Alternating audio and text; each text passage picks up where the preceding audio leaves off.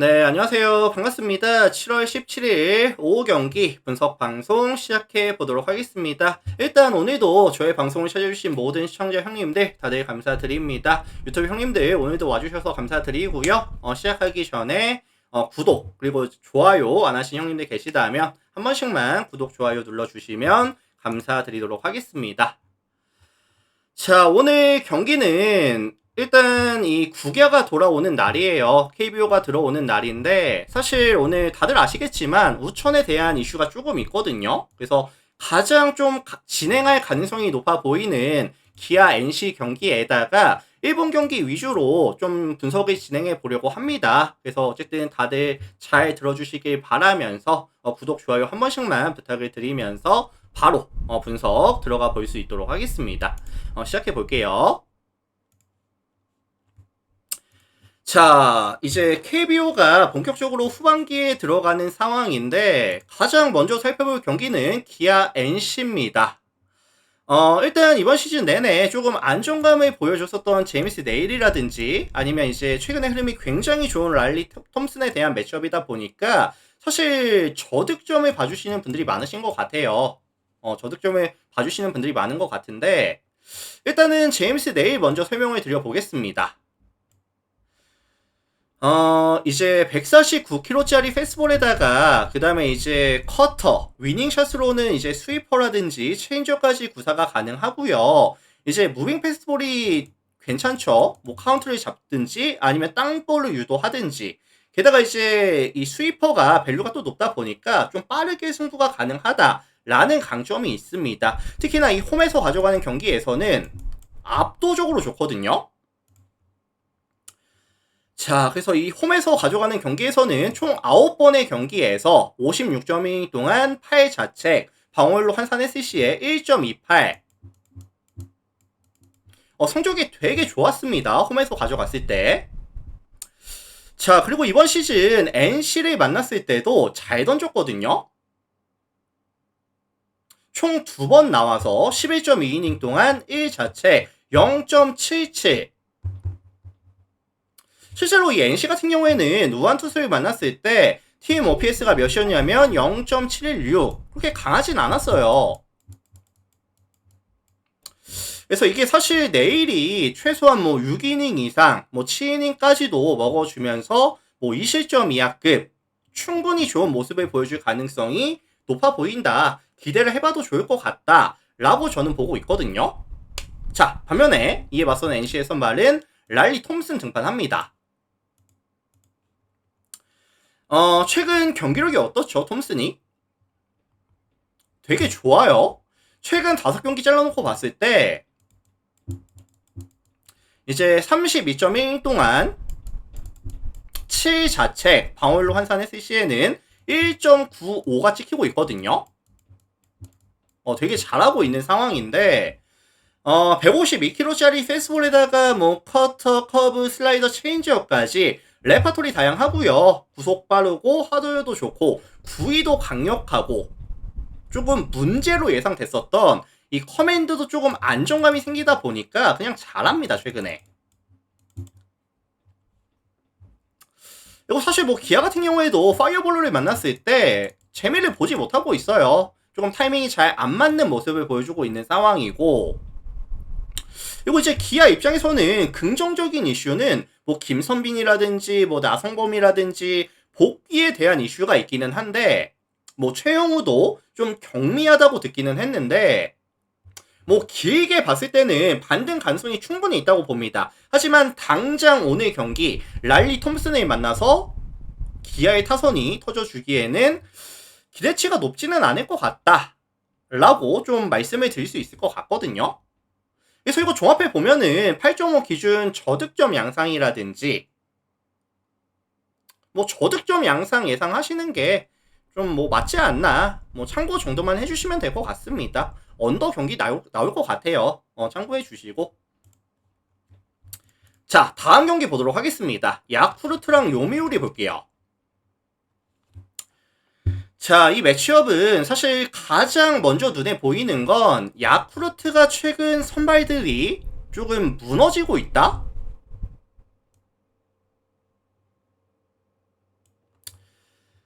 그래서 최근 5경기 좀 잘라놓고 봤을 때 야쿠르트의 선발들이 25.2이닝 동안 15자책 방어율로 환산했을 시에는 5.26 많이 안 좋거든요 사실. 그렇다면은 오늘의 선발 야쿠르트의 오늘의 선발 요시무라 같은 경우에는 반등할 수 있을까? 야쿠르트의 최근 부진 중인 선발들에게 조금 반등 요소를 보여줄 수 있을까 생각을 해봤는데, 일단은 이 요시무라 같은 경우에는 147km 정도 페이스볼을 던져줄 수 있고요. 그 다음에 뭐 커터라든지 스플리터, 커브까지 구사가 가능합니다. 다만 이제 지난 시즌 데뷔했을 때 페이스볼에 대한 구속 자체가 조금 빠지고 있는 시즌에다가 뭐 스플리터라든지 아니면 뭐 브레이킹 볼이라든지 위닝샷으로서의 역할이 사실 잘 안 되고 있거든요. 그리고 이번 시즌 요미우리 만나서도 총 3번의 경기를 나오면서 15.1 동안 7자책 방어율 4.11로 조금 약했습니다. 요미우리를 만났을 때 장타에 대한 억제가 사실 잘 안 됐었어요. 그래서 요미우리 입장에서는 오늘도 사실 뭐 요시카와라든지 좌타선에서 충분히 요시무라를 괴롭혀줄 수 있는 능력을 보여줄 수가 있겠다 라는 생각을 저는 하고 있거든요. 자, 반면에 이에 맞서는 요미우리의 선발은 니시다테 등판합니다. 150km짜리 굉장히 빠른 페이스볼에다가 뭐 커터, 커브, 슬라이더까지 다양한 레파토리, 뭐 볼끝은 되게 좋은 유형이죠. 그래서 사실 이 볼끝이라든지 보더라인 피칭이 된다라고 한다면 야쿠르트가 공략하기엔 조금 어려울 수도 있겠다. 왜냐면은 이 야쿠르트라는 팀 자체가 이 배트 중심에 맞추는 능력 자체가 좀 떨어진다고 봐요. 떨어진다고 볼 수밖에 없는 상황이고, 뭐 최근에 득점에 대한 지원이 잘 되고 있는 것도 사실 아니고요. 그래서 저는 상성에서 이 요미우리의 니시다테가 조금 더 이점을 가져가지 않을까, 양 팀의 선발 싸움에 있어서 요미우리가 마진을 남겨줄 가능성이 조금 더 높지 않을까 라는 생각이 좀 들고 있습니다. 그리고 최근에 양팀 불펜은 나쁘지 않아요. 흐름이 나쁘지 않은 상황이고, 그 다음에 이제 휴식일도 꽤나 있었죠. 3일 동안의 휴식일도 있었기 때문에 뭐 야쿠르트도 그렇고요, 요미도 그렇고요, 3일 휴식이 있었기 때문에 불펜도 아마 충전이 많이 됐을 거예요. 구위도 많이 정상으로 돌아왔을 겁니다. 그렇다고 한다면 요미르가 좀 유리한 경기로 흘러갈 가능성이 높다. 다만 뒷심 싸움에서는 조금 소강 상태, 약간 요런 느낌? 그래서 요미우리 승리라든지 아니면은 좀 저득점 양상의 경기를 뭐 예상해 보는 거 나쁘지 않을 것 같습니다. 요미승 6.5 언더 참고해 주시면 될 것 같네요. 자, 다음 경기 한신 주니치 볼게요. 한신 주니치. 자, 한신이 이제 1차전 지고 2차전 지고 수입까지 조금 걱정이 됩니다. 이제 반면에 주니치는 지금 6연승까지 장줄 구간이 길어지고 있어요.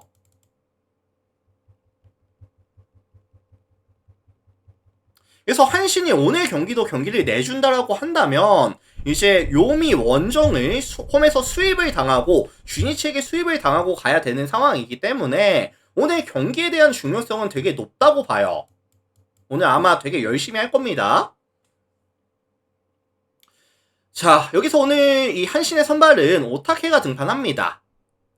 이제 136km 정도, 140이 안 되는 페이스볼에다가 그 다음에 뭐 커터, 싱커, 뭐 커브, 체인지업, 슬라이더까지 레파토리는 굉장히 좀 다양해요. 근데 이제 시즌 초에는 싱커가 조금 밸류가 낮았더라고 한다면은 최근에 싱커에 대한 밸류가 많이 올라오면서 뭐 땅볼 유도라든지 범타 처리라든지 이런 부분들이 최근엔 나쁘진 않거든요. 그래서 이번 시즌 이 오타케가 주니치를 만났을 때 조금 좋은 기억이 없기는 해요. 근데 이제 주니치 같은 경우에도 사실 뭐 무빙볼러 상대로 타이밍이 좀 좋지 못했다는 점이라든지 아니면은 이번 시즌 원정에서 게임을 가져갔었을 때 팀 OPS가 몇이었죠, 주니치가? 0.573. 리그 전체 꼴찌. 게다가 이번 시즌 자완투수를 만났을 때 역시도 팀 OPS가 0.588로 리그 전체 11위 수준이었습니다. 그렇다고 한다면, 이런 부분들이 모두 감안한다라고 한다면 최근 주니치의 흐름과는 약간 별개로 오타케가 충분히 좋은 모습을 보여줄 수가 있다고 저는 보거든요. 그래서 저는 오늘 오타케가 최소한 6이닝 이상 1실점 이하 급으로도 끊어줄 수가 있을 것 같다 라고 좀 봐줄 수 있도록 하겠습니다.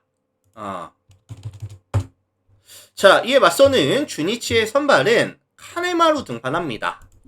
카네마루 등판하는데 149kg짜리 페이스볼에다가 슬라이더라든지 스플리터 커브까지 빠른 페이스볼에다가 구위도 좋고요, 자완이라는 이점, 스터프도 좋아요. 그리고 사실 이 한신이라는 팀 자체가 스플리터라는 구종 상대로 조금 약했어요. 한신이라는 팀 자체가. 그래서 결국에는 지금 한신 같은 경우에도 누가 좀 터져줘야 되냐면은 치카모토라든지 아니면 타쿠무라든지 아니면 데루아키라든지 이렇게 조금 좌타석에서 터져줘야 되는 팀인데, 이 카네마루의 스플리터에 대해서 조금 고정 가능성이 있다.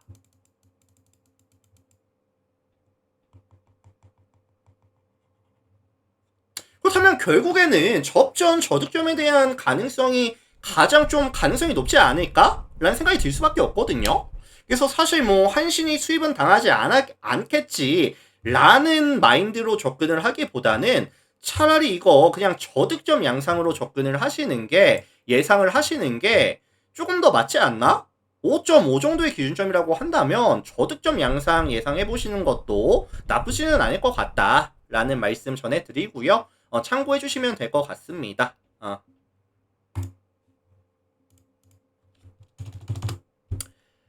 자, 다음 경기 보도록 할게요. 히로시마랑 요코하마 경기 보도록 하겠습니다. 히로, 요코.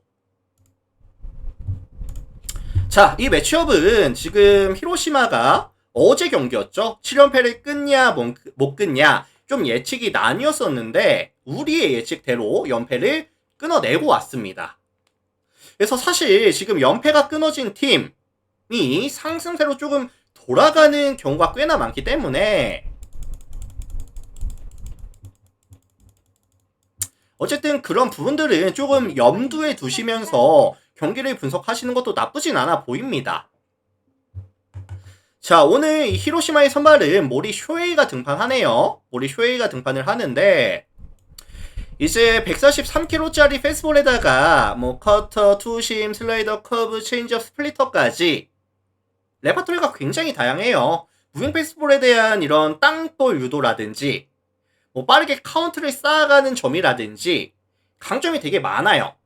근데 이제 좀 약점이라고 한다면 구위가 강한 편은 아니에요, 사실. 구위가 강한 편은 아니다 보니까 장타에 대한 억제가 좀 안 되는 경우가 좀 많았었거든요.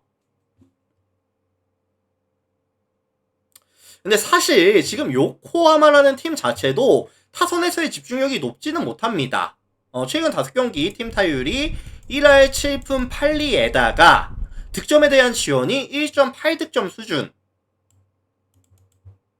많이 아쉽죠, 사실. 그리고 이번 시즌 이 자완 투수를 만났을 때 팀 오펜스가 몇이다? 요코하마가 0.58입니다.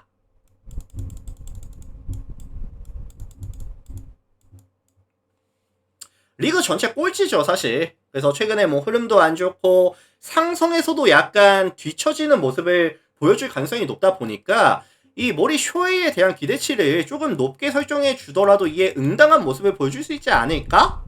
라는 생각이 들긴 해요. 자, 반면에 요코하마의 선발은 앤서니 카이 등판하네요. 152kg짜리 페이스볼에다가 투심, 커터, 결정골로 슬라이더, 그 다음에 이제 체인지업까지 좌완 파이어볼러로 보시면 될 것 같아요. 근데 이제 지난 시즌 데뷔했을 때 페이스볼에 대한 뭐 구속이라든지 구위, 그 다음에 커터의 무브먼트 이런 부분들이 전부 다 좀 좋아지다 보니까 작년보다 훨씬 잘하고 있거든요.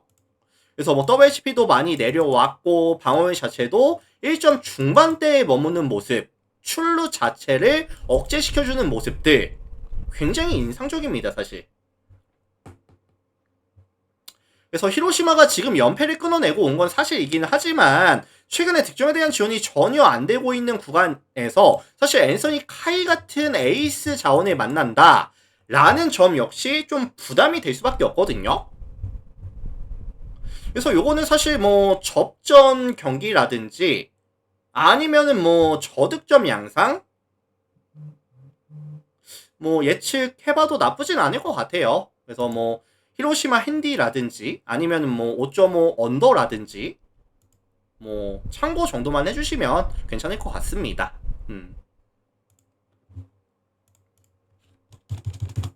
자, 다음 경기 볼게요. 세이브 니오넴 보겠습니다.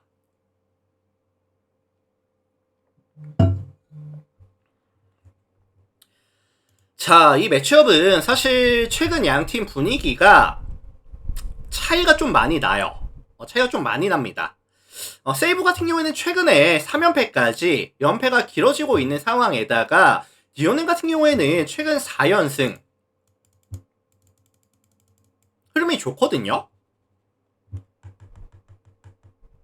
그래서 니오넴은 최근 10경기를 잘라놓고 보더라도 9승 9할 승률을 가져가고 있는 팀이에요. 최근에 경기력이 진짜 좋습니다. 그래서 가장 눈에 띄는 부분은 사실 전체적인 밸런스가 굉장히 좋은 것도 맞지만 특히나 이 야수들에 대한 집중력 이게 전 진짜 좋다고 봐요. 최근 5경기 잘라놓고 봤을 때 팀 타율이 2할 9푼 홈런도 4방이 나오고 있죠. 득점에 대한 지원은 4.6득점으로 리그 전체 1위를 달리고 있는 팀이 니오넴입니다. 그래서 뭐 펀치력이라든지 컨택 능력이라든지 뭐 성구안이라든지 타점 상황에서의 집중력이라든지 전체적인 밸런스가 타격에서의 밸런스가 너무 좋아요. 사실 최근에. 자, 여기서 이런 니오넴의 타선을 막아줘야 되는 선수가 이 타카시가 등판하거든요. 이번 시즌 13번의 경기에서 80이닝 동안 1.26의 WHP와 2.36의 방어율. 기록을 보시면 아시겠지만 사실 뭐 그렇게 구위가 좋은 유형은 아니에요. 80이닝 동안 삼진이 단 44개. 그래서 149kg짜리 페이스볼에다가 뭐 커터, 스플리터, 뭐 슬라이더까지 던져는 주는데 페이스볼에 대한 뭐 밸류 자체가 높진 않다고 봐요. 그래서 결국에는 이 변화구들로 승부를 좀 많이 가져가는데 이제 거슬리는 게 사실 니오넴의 빠따가 너무 고점이라는 점. 그리고 이번 시즌 이 타카시가 니오넴을 만났을 때 한 경기밖에 없긴 했습니다. 근데 이제 5이닝 동안 6자책을 가져가면서 조금 털렸었던 기억 역시도 머리에 기억을 하고 있죠, 사실. 내가 니오넴 상대로 좀 약했었다. 좀 거슬리거든요.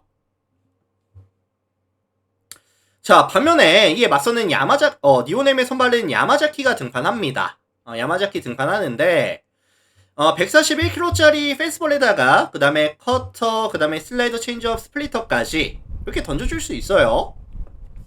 그래서 보더라인에 딱딱 걸치는 이런 피칭이 또 잘 되고 있고 그 다음에 이제 커터가 이번 시즌 밸류가 굉장히 좋습니다. 출루 자체를 억제시켜주고 있고 대량 실점이 거의 없어요. 뭐 장타에 대한 억제 너무 좋고요. 뭐 이제 볼질도 거의 없고요. 그래서 이거 종합해 보면은 세이브도 사실 니오넴이랑 빠따 대 빠따로 이제 싸움을 가져갔었을 때는 좀 밀릴 수밖에 없어요. 니오넴이 유리할 수밖에 없는 상황인데 그렇다면 결국에 세이브는 선발 밸류에서 이점을 가져가야 되거든요. 선발 싸움에서 이점을 가져가야 된다고 저는 보고 있는데 사실 타카시와 야마자키의 매치업이라고 한다면 저는 오히려 야마자키가 좀 더 좋아 보입니다. 그러면 이거는 결론적으로 말씀을 드리면은 니오넴이 좀 유리하게 경기를 풀어갈 수밖에 없는 경기가 되지 않을까. 뭐 니오넴 승리라든지 아니면 일방적으로 니오넴이 이겨주는 약간 요런 흐름이 나올 가능성이 높아 보인다. 참고 정도 해주시면 괜찮을 것 같습니다.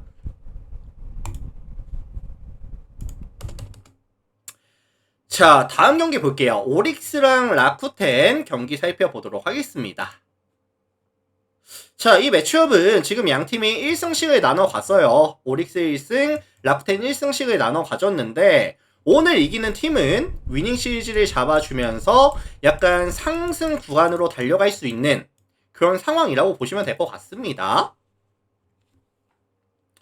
자, 오릭스 같은 경우에는 어제 이제 타지마의 완봉승이 나와줬었죠. 타지마의 완봉승이 나와줬었고, 일단 오릭스는 선발이 좀 길게 가야 돼요. 선발이 좀 길게 갔을 때 승률이 좀 많이 올라간다고 봅니다. 왜냐면 이 불펜이 너무나도 안 좋으니까.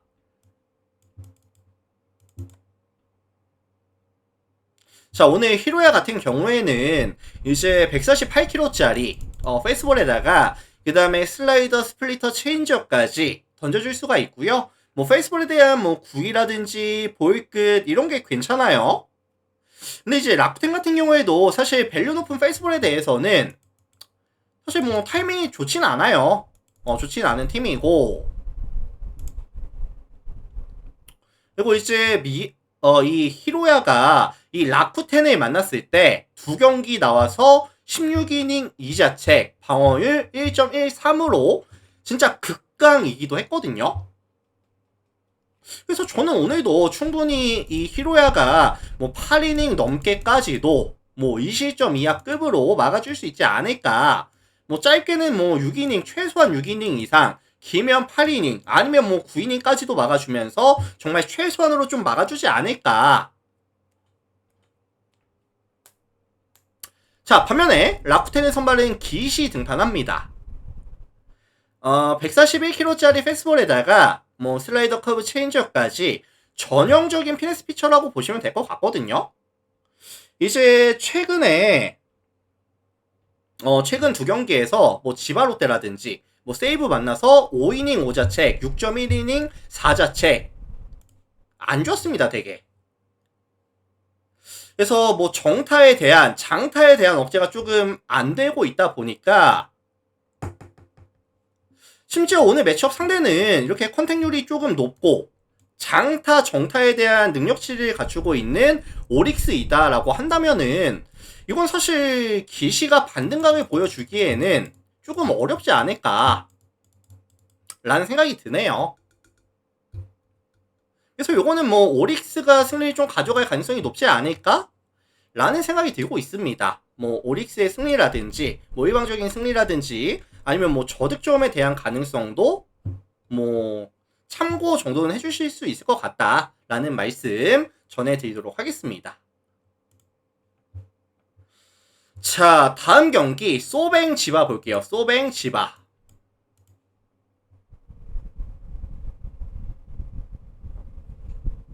소뱅 지바 볼게요.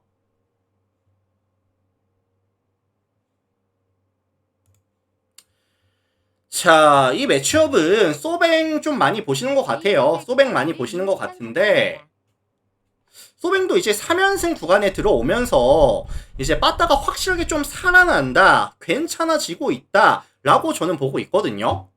게다가 오늘 선발 마치모토 같은 경우에는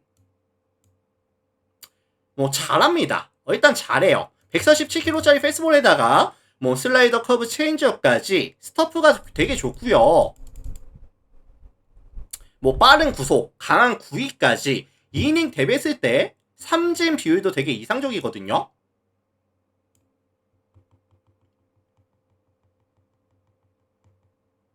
치바로테 같은 경우에도 사실 뭐 최근에 타격감이 확실하게 조금 떨어지는 모습을 보여주고 있는 데다가 이제 사실 마치모토의 구위와 지바로테의 타선이 붙었을 때 이 마치모토의 9위를 지바롯데가 이겨낼 수 있겠다라는 생각이 사실 안 듭니다. 이게 가장 큰 저는 좀 이슈라고 보거든요.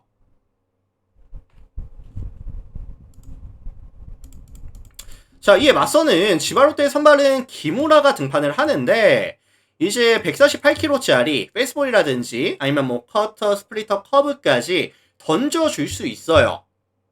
근데 사실 페이스볼에 대한 의존도가 되게 높아요. 의존도가 높은 그런 선수고 그 다음에 이제 변화구들이 사실 완성이 좀 안 됐다는 느낌? 경기를 보시면 무슨 말인지 아실 것 같은데 변화구들의 이런 밸류 자체가 높지는 않다고 봐요. 그래서 앞으로 조금 성장이 좀 더 필요하다라는 말씀을 드릴 수가 있을 것 같습니다. 저는. 그리고 사실 소뱅 같은 경우에도 직선 구종에서에 대한 강점이라든지 대응 능력에서에 대한 뭐 강점이라든지 최근에 타선이 저점을 찍고 확연하게 올라가고 있는 구간이라는 점이라든지 감안해 봤을 때 사실 저는 선발 싸움에서부터 소뱅이 좀 확실하게 마진을 남겨주면서 흘러갈 가능성에 대해서 언급을 드리고 싶거든요. 그리고 사실 뒷심 싸움 밸류에서도 소뱅이 훨씬 낫긴 해요. 지금 보시면은 차이가 좀 많이 납니다. 최근에 뭐 좀 흔들리고 있기는 한데 소뱅이 기본적으로 고점 자체는 이 지바롯데의 불펜이 훨씬 더 낫거든요. 그리고 또 하나 불안한 게 뭐냐면은 지바롯데가 최근 실책이 좀 많아지고 있습니다. 최근 4게임에서만 실책이 몇 개? 5개. 수비도 불안해요, 사실. 실점에 대한 억제가 전혀 안 되고 있다. 그래서 이거는 이제 소뱅이 조금 압도적으로 승리를 가져갈 가능성이 높아 보이는데 게다가 오늘 구장이 어디냐면은 이 기타 큐슈 시민구장 발음이 좀 죄송합니다. 기타 큐슈 시민구장에서 가져가는 경기인데 이 구장 자체가 특징이 뭐냐면은 작습니다. 작아요. 작아요. 그래서 사실 조금 타자에게 유리할 수밖에 없다고 보고 있거든요. 뭐 요런 특성까지도 감안해 본다라고 한다면 뭐 다득점에 대한 가능성도 저는 괜찮아 보이네요. 자, 일단은 이렇게 해서 제가 지금 7가지 경기 분석을 진행해 봤고 뭐 일단은 이렇게 해서 유튜브 형님들 먼저 인사를 드려볼 수 있도록 하겠습니다. 다들 뭐 감사드리고요. 방송 봐주셔서 감사드리고 자, 어쨌든 뭐 구독, 그 다음에 좋아요 안 하신 형님들 계시다라고 한다면 한 번씩만 부탁을 드리면서 유튜브 형님들 인사드려 보도록 하겠습니다. 오늘도 다들 감사드립니다. 유튜브 형님들. 감사합니다.